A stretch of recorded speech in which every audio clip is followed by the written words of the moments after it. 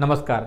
शब्दरत्न भाषण अकॅडमीमध्ये आपलं सर्वांचं मनपूर्वक स्वागत. मित्रांनो, आज आपण अत्यंत महत्त्वाच्या विषयावरती तुम्हाला मार्गदर्शन करणार आहोत. तो म्हणजे तुमच्या प्रश्नाचं उत्तर तुम्हाला 100% या व्हिडिओमध्ये भेटणार आहे. मित्रांनो, भाषणाची सुरुवात कशी करायची, भाषणाची सुरुवात करत असताना विविध मंचावरती कोणत्या कोणत्या पद्धतीने प्रचलित पद्धती आहेत, ह्या सगळ्या गोष्टी, तुमचे जे प्रश्न आहेत त्याचं उत्तर देण्यासाठीच हा व्हिडिओ आहे. मित्रांनो, शब्दरत्नच्या यूट्यूब चॅनलला सबस्क्राईब करा, दिलेल्या बेल आयकॉनला क्लिक करा, जेणेकरून शब्दरत्नचे असेच अप्रतिम व्हिडिओ तुमच्या ज्ञानात, तुमच्या गुणवत्तेत आणि तुमच्या भाषणामध्ये बदल करत राहतील आणि तुम्हाला एक मोठा आत्मविश्वास देतील. तर मित्रांनो, बघूया भाषणाची सुरुवात कशी करायची. भाषणाची सुरुवात करण्यासाठी सर्वप्रथम आपल्याला विषयाचं संबोधन करावं लागतं आणि त्यानंतर विषयाचा प्रवेश.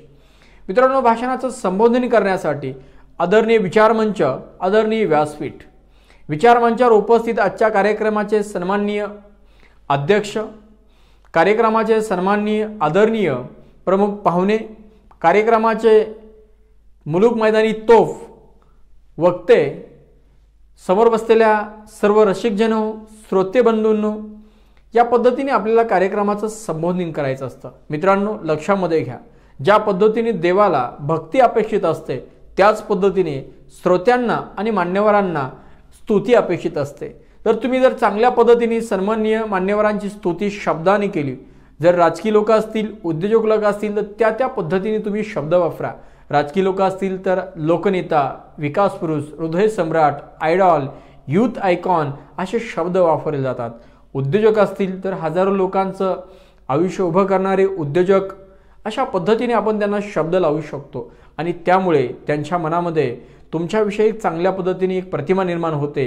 आणि मित्रांनो, प्रत्येक व्यक्तीला स्तुती प्रिय असते, मी पहिलेच तुम्हाला सांगितलं. त्यामुळे कधीच आपण स्तुती करायला लोकांचं कमी पडायचं नाही आहे. आपले शब्द लोकांसाठी नक्कीच आपण खर्ची करा, त्याचा बेनिफिट तुम्हाला नक्कीच मिळेल. त्यानंतर विषयाचा प्रवेश, आपल्या भाषणाचा प्रवेश आपल्याला करायचा असतो. मित्रांनो, विषय प्रवेश करत असताना कथा, कविता, शेरो, शायरी, अभंग, दोहे, सुशोभित, सांस्कृतिक श्लोक अशा पद्धतीने एखादी बातमी जर तुम्हाला चांगल्या पद्धतीने येत असेल, तुम्हाला यापैकी कोणत्याही एका गोष्टीची जर तुमचं पाठांतर चांगलं असेल, सुरुवातीला तुम्ही ती चांगल्या पद्धतीने आकर्षकरित्या बहारदार शब्दामध्ये अगदी हलक्या फुलक्या शब्दांनी तुम्ही हे वाक्य तिथे सादर करा.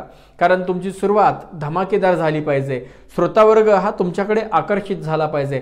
जर का सुरुवातीला श्रोतावर्ग वक्त्याकडे आकर्षित झाला पहिल्या 7 ते 8 सेकंदामध्ये, तर श्रोतावर्ग हा शेवटपर्यंत वक्त्याचं भाषण ऐकत असतो. त्याच पद्धतीने मित्रांनो, सुरुवातीला हे सगळ्या गोष्टी आपल्याला अत्यंत आकर्षक, हातवारे करून, प्रभावीपणे, आनंदी चेहरा ठेवून बोलायचं आहे.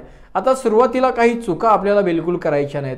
मित्रांनो, विचारमंचावरती साधारणतः खूप लोक असतील, तर 50 लोक असतील, तर इतक्या सर्व लोकांची आपण नावं घेऊन आपला वेळ तिथे घालू शकत नाही. त्यामुळे अगदी मोजकच जे उपस्थित महत्त्वाचे प्रमुख पाहुणे आहेत अशा लोकांचं नाव उल्लेख करायचा. आणि सुरुवात करत असताना जेव्हा आपण विषयाचा प्रवेश करत आहोत, सुरुवातीला तुमचा विषय तुम्ही नक्कीच सांगा. तुम्ही काय बोलणार आहात हे पण नक्कीच सांगा. परंतु सुरुवातीला आपल्या श्रोत्यासमोर तुम्ही प्रश्न उत्तर करू नका. त्यांच्यासमोर खूप सोबत असा संवाद साधण्याचा प्रयत्न करू नका. ते भाषण न होता एक संवाद मेळावा होईल. त्यामुळे मित्रांनो, आपण भाषण करत आहोत, आपण वक्ता आहोत, आपण श्रोत्यांना काहीतरी महत्त्वाची, आकर्षक, एक रंजकदार माहिती सादर करणार आहोत. याच पद्धतीने तुमचं पूर्णपणे व्यासपीठावरील एक बिहेवियर असलं पाहिजे किंवा तिथे हालचाल असली पाहिजे. या सगळ्या गोष्टी तुम्ही तुमच्या भाषणाच्या सुरुवातीला अंमलामध्ये आणा. मित्रांनो, व्हिडिओ कसा वाटला हा कमेंट करून नक्कीच कळवा. व्हिडिओला लाईक करा, शेअर करा आणि तुम्हाला आणखी कोणत्या महत्त्वाच्या विषयावरती माहिती हवी हे मला कमेंटमध्ये कळवा. मी नक्कीच आपल्यासाठी व्हिडिओ बनवायचा प्रयत्न करेल. आपल्या शब्दरत्नच्या यूट्यूब चॅनलला सबस्क्राईब करा आणि शब्दरत्न परिवाराचे सदस्य बना. भेटूया परत एकदा अशाच एका नवीन माहितीसोबत. तोपर्यंत धन्यवाद.